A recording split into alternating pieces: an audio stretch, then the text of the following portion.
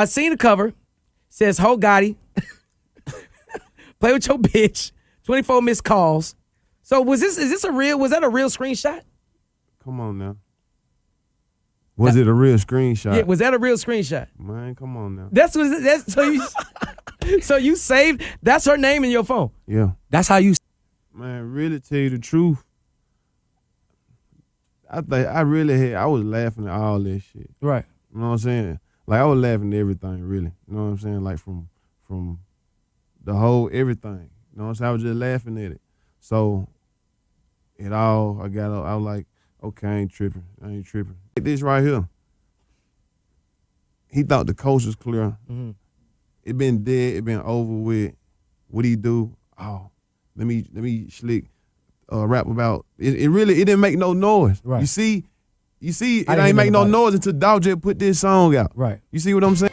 Only_wireless. Please make sure you include the underscore. And this is only_wireless TV, of course. Please subscribe, hit the bell for notifications, and hit the like button for your mans and them. Vouching for a complete stranger, a complete and total stranger, is irresponsible. It's naive. I don't know what sort of person, what sort of human being Jook was actually, but I do know getting killed hours after attending a funeral is just some woefully ironic, tragic shit. Big Juk wasn't a rapper, he wasn't a producer, a DJ, he wasn't a social media influencer or anything like that. So the sad reality is he will be largely forgotten by social media within a few days. Like the countdown has already begun. It's fucked up, but it's true. We've seen it happen too many times. We've seen history repeat itself too many times. In order to understand the rumors that are currently circulating around his death, you need to revisit the beef between his younger brother, Yo Gotti, and Young Dolph. So that's what we're gonna do.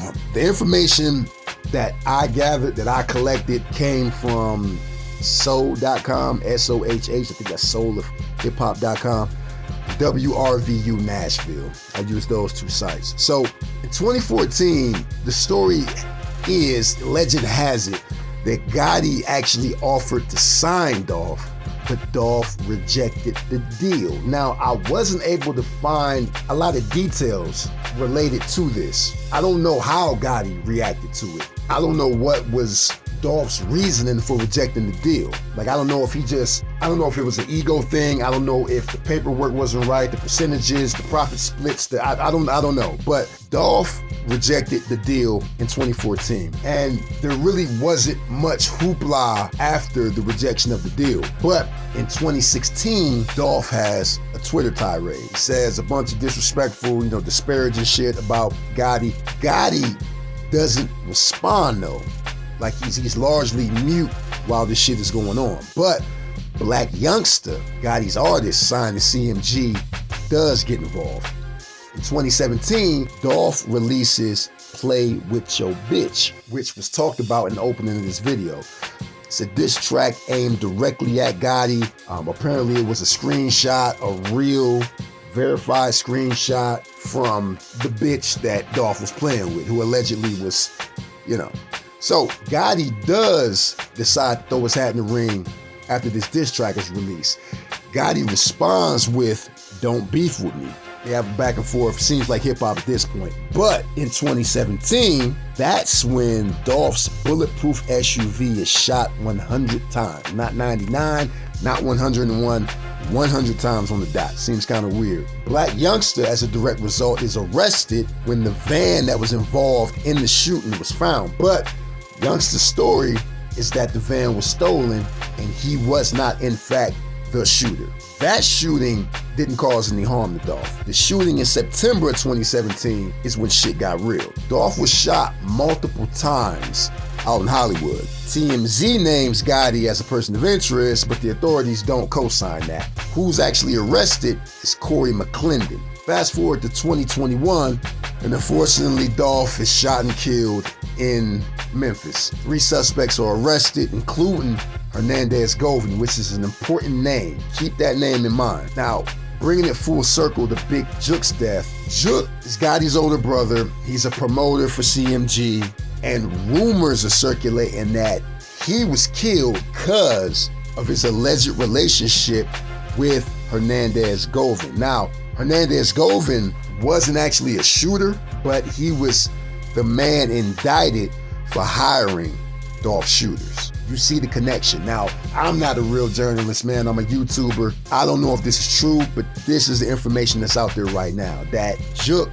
Gotti's older brother, was killed because of his relationship with Hernandez Govan, who hired Dolph's killers. So, I'd be remiss if I didn't mention that Jook shared a very ominous message on IG about vigilance just hours before he was gunned down.